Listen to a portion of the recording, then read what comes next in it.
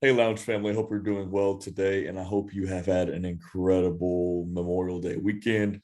We have spent the last few days out of town, and it's been nice and full of sun and a little bit of sunburn, but hey, it was a good time. So, hey, I'm excited for what we're going to get into today. I want to talk about some different ways, 10 to 15 different ways on how to motivate your team. We've talked about some of this before, and I want to give credit to Indeed.com. Indeed.com. No, this isn't a sponsored mention, but it provided some incredible points on how to motivate your team. As a leader, leaders, I believe, are lead motivators. We ought to know how to inspire, how to motivate, how to encourage, how to um, provoke, it's a strong word, how to move your team into action. Of course, motivating them with the right motives.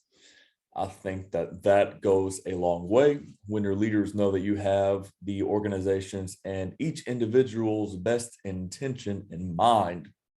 It motivates them all the more. Now, motivation obviously must be fueled by the mission. We talked about this before, how mission is the why. It's the heartbeat behind why we do what we do. We don't just focus on how we do what we do, but we are driven by the mission, moving toward the vision. And every mention that I just did must have, of course, a strategy, which is the how and when. And of course, we all need values, which is who we are as we move toward the other what, when, why, and how. Okay, that was kind of a handful or a mouthful of thoughts there. But as you know, we've talked about this in the past couple of weeks, but vision is the where we are going and what you will accomplish. Mission is why we do what we do. Strategy is how and when we are going to do the vision through the heartbeat of the mission. And then, of course, values are who we are while we do said endeavors. Okay. In other words, values are the I am and I will statements. So I am a man of integrity. I will always tell the truth. I am a family man, etc. These type of things, essentially listing our convictions, these convicting leading principles, values in our lives. Okay. But we as leaders are to be motivating people. I have a personal statement that I tell myself, and I know there's a difference between inspiration and motivation. I understand that, but they are siblings uh, to a large degree. Differences, of course, in nuance, but there are many similarities to inspiration and motivation. But I tell myself, Tyler, live in such a way that you are wildly inspirational. You are wildly inspirational. And I believe as leaders, we ought to live in a way that we live to such standard and example that we are wildly inspirational. And of course, we want to be wildly motivational as well in our lifestyles and the way that we lead and everything. But I'm going to get into some how-tos, some practicals on how we motivate our team. And okay, so let's do this. These are not in rank. There are 25 different points that Indeed.com gave us, but we're going to get into maybe 10, 15, depending on how much time we have today. Okay, straight to the point. Number one, empower your team. So how to motivate your team. Number one, first, but not primary, empower your team. So empower them as a team. Emphasize collaboration. Give them tools as a team. Take them out on a staff training and a staff fun day. Empower them as a team, as a unit. Encourage synergistic opportunities. Empower them. Encourage them. Give them the tools that they need.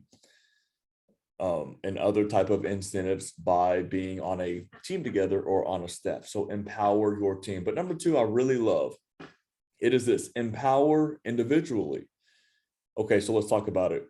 See the person as not just an asset to the organization or to the bottom line, but see them more than anything as an individual. Now, encourage them, of course, to play as a team member, but see them as a team member, see them as an individual, call them by name, recognize them publicly, reward them, okay, empower them, equip them individually. So maybe it's some type of, practically some type of incentive to where you provide a health and fitness stipend with coaching and training and accountability, or counseling services, or even just calling them into your office and ask them how you can best serve them, and what they need, and invest in them. Let them know that they are a true asset as an individual first, and you care about them. Every organization, see, where leaders go wrong is when we start only seeing the organization as this large thing, and we don't see the organisms that make the organization move forward. That's what leadership is. It is investing in the organisms that make the organization move forward, allowing the organisms to move forward as people, and as other leaders, because that's also what leadership is not gathering more followers, but creating more leaders, developing, cultivating, investing in more leaders. And so when you invest in organisms, you are also investing in an organization.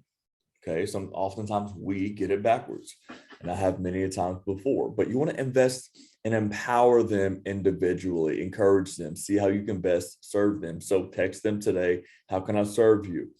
What does that look like? Maybe even looking at, as I mentioned a moment ago, your staff incentives, your staff benefits.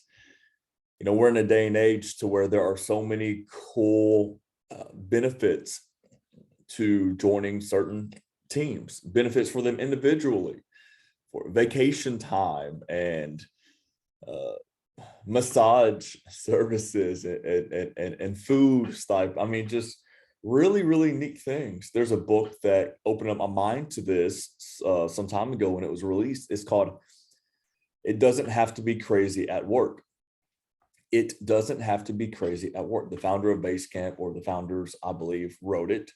And it's like 2 to 3 page chapters, really easy reads, but they just kind of list out their benefits. And this was years ago. And now, I'm not saying at all they set the tone. That's not the case at all. We look at incredible work culture somewhere like a Google or an Apple, big tech, and, but also these new startups, that are coming on the scene, incredible incentives to being on the team. And now many other organizations are jumping on board as well and creating this entire care package for their team members. So my point with all that is, I encourage you as a leader, especially if you are the business owner or the primary decision maker in your organization, you really ought to look at, before we get left behind, we really ought to look at these type of further incentives. Travel. I know one of our other clients, Audrey, she was able to go on, her and her husband go on an all expensed, all paid for trip last week. And anyway, so empower them individually. That's just one practical thing. That's not the end all, of course. Okay, number 3, motivating your team. This goes hand in hand with the former 2 points, but encourage teamwork. Talk about the power of teamwork, of synergy, of collaboration. Encourage them to work together. You encourage teamwork, not just necessarily, work duties. You don't just encourage teamwork by having them work together on projects, although that is helpful. You encourage teamwork by encouraging relationship, by encouraging them to hang outside of work, to take lunch together, to provide lunch for them, so that relational equity, I would dare to say will always pay off in an organization. And on a practical level, it will probably raise the bottom line. It'll decrease turnover. It'll make you more happy to lead the organization when you see your team working together and not spending so much time resolving unnecessary conflict, etc. Although conflict happens also in close relationships, but it gets resolved on a much higher degree if you have a team that has relational equity with one another. But encourage teamwork, encourage relationship. Like I said, we provide as the leaders opportunity for them to do so. So it might take a financial investment, but man, it's not keyword investment up front will always pay back in the end if you invest in, them in their relationship, just doing your part. And then of course, we as the leaders exemplifying that as well, being the example, being the standard, teaching them how to have relationship with one another. But my point here is encouraging teamwork. So there are different team building exercises you can do, some fun ones, some, funny ones, some serious ones. There are so many different concepts and ideas out there to encourage teamwork with one another. Now, let me say this: if it's just you and an assistant, don't wait to encourage teamwork until you get a staff of 100 or 100,000. Don't wait. Inundate it, invest it into the culture right now. What would be so easy for me, as you know, I have an actual staff of one other than myself with Valor. Actual Valor staff, it's Leah, my executive assistant. I'm sure you've all spoken with her at this point for sure. One of the things that I'm trying my best to do is not wait until we get that larger staff to, oh, now we got to get culture together. Now we got to invest in, or exemplify or exhibit or exude certain values that we have. I want to go ahead and, in the very beginning of the company, in the beginning years, in Leah, I want to go ahead and invest these things. So like culture, relationship matters, fun matters, doing for her what I wish I could do for many others right now, giving her, I don't know, a date night gift card, or, when she goes on vacation, went on vacation the other day, and I just, you just send her, this is on the company, or do this or that, or whatever it might be. It's not just monetary things, of course, but whatever it might be, just go ahead. And even if it's just you, if you value a culture of fun, don't wait for an employee or a team member to start having fun. I feel like this is for somebody. Go ahead and start having fun right now. Enjoy the process, enjoy the journey. Don't make it so burdensome and cumbersome. I know work is tough, and leadership is tough. Entrepreneurship, my goodness, it's tough. However, you got to enjoy it as well. And this past weekend, of course, I've been on the lake with my family, and I feel like part of me was recalibrated. Just like I really need to take more moments and be present and enjoy the process. Leadership is a rhythm. It's a flow. It's an ebb and flow. It's up and down, left to right. It won't always look the same, be the same, feel the same, run the same. There will always be differences. There are seasons, there are rhythms, and there are seasons. And I think the quicker that we can acknowledge that, the quicker we can enjoy the journey. And as leaders, we must enjoy the journey to last, for decades, to last a long time. This is longevity we're investing in. We don't want to burn out too soon, right? And so really key to encourage teamwork. Okay, really important to do that. I know I kind of got off track there, but since you were following me. So number 4, schedule team building activities. We just talked about this. There is one that I enjoy doing with organizations. I did not too long ago. It's called I can give you a rundown on it if you remember this point. The poncho exercise, that one's really fun. There's the human knot. Um, there are just many other team building things that you can do that are fun, collaborative.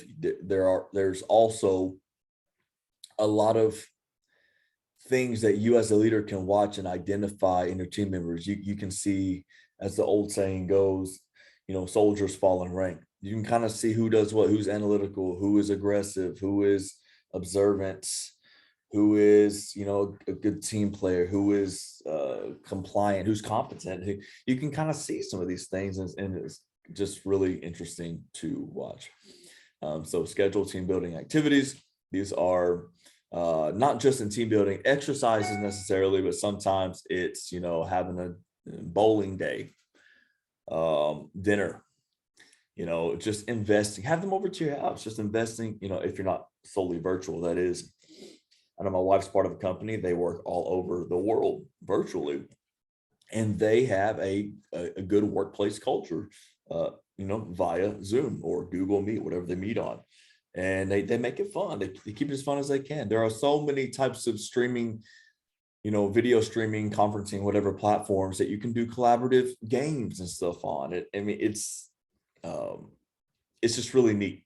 Miro is kind of a digital whiteboard, and there are other whiteboard platform, things, many others. I'm not thinking clearly. Okay. Number 5, maintain a positive work environment. This is culture. Culture is the implementation or lack of your values, and you just want a positive work environment. I've talked on culture a lot. Culture is huge. It will own strategy. It eats it for breakfast, right? As Drucker would say.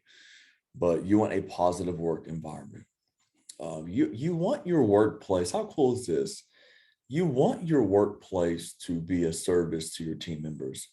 If they're going through something tough in life, you want them to look forward to coming to work.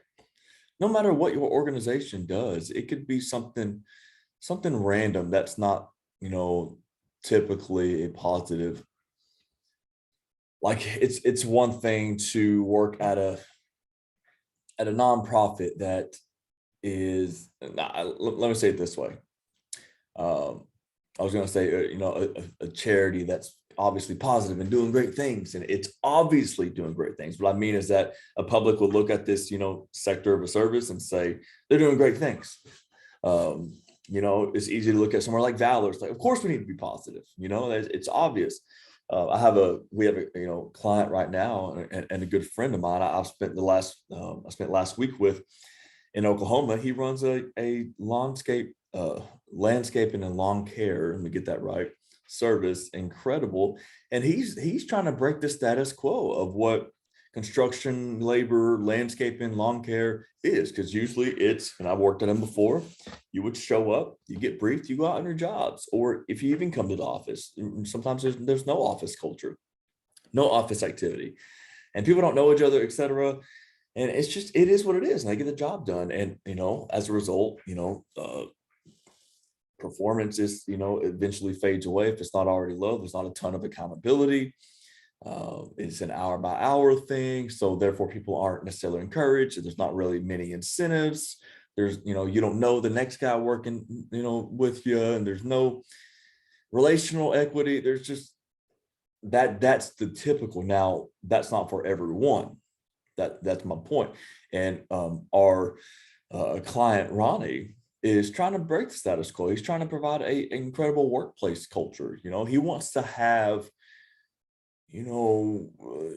leaders come in and work, and he wants to be one of those places that gets voted best workplace culture. And when's the last time you saw a landscape and lawn care service being voted best place? You don't even have to know much about lawn care and landscaping, but you just are drawn to the culture there. You're drawn to the atmosphere and to the environment to work there. And so anyways, you just want that positive work environment. Keep it light, keep it fun. Okay. Now, of course, get to work and handle work, but you can still be serious and have a lot of fun. Okay. When I mean serious, it really is productive. Okay. That's number 5. I'm going to give you a couple more. Number 6, be available in the best way possible. Be available to your team members. Okay. Now, this doesn't mean necessarily if you got a large organization, you know, your door is always open, not necessarily, because, you know, there does need to be some boundaries there, and some other type of systems and processes, you know, of course, and flows. So that's really key. You know, maybe you are available to, I do believe there needs to be some department or some level in your hierarchy or structure that does have access to you. Okay. But just be available, not just as a boss and as a leader, but as a person. Apply empathy and emotional intelligence, and be present as a human. I think that matters. We don't need to dehumanize leadership. I think that's a really good thought today, is we need to bring back some humanity to leadership, some authenticity. You know, coming down in your mind a few floors and meeting your team members, people who invest their life into the vision that you provide, you know, their families, you know, just invest in them. Okay. So be available. And number 7, reward employees. I want you to rewind a couple of months back. I talked about the power of recognition, get that word right. You know, recognizing your employees, rewarding them publicly. I said it earlier, but rewarding your employees publicly, privately, there's so many ways to do it. There are so many reasons why you should do it. Again, please go watch that prior video on, you know, the power of recognition. I think that it will give you a lot of ideas and reasons why, and motivation to do so. Okay. So those are 7 things. Empower your team, empower individually, encourage teamwork, schedule team building activities, maintain a positive work environment, be available, and reward your employees. All right.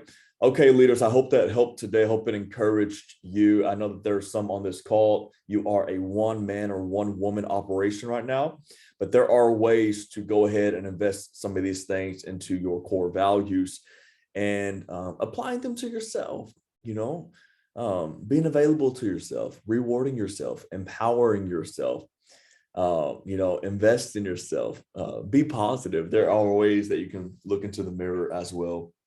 And you know, and we can apply these to us and go ahead and get them in, invest that seed into your organization. All right. Okay, leaders, thank you for serving people so well. Much love to you, here for you. I'm in your corner always. I can't wait to talk to you soon.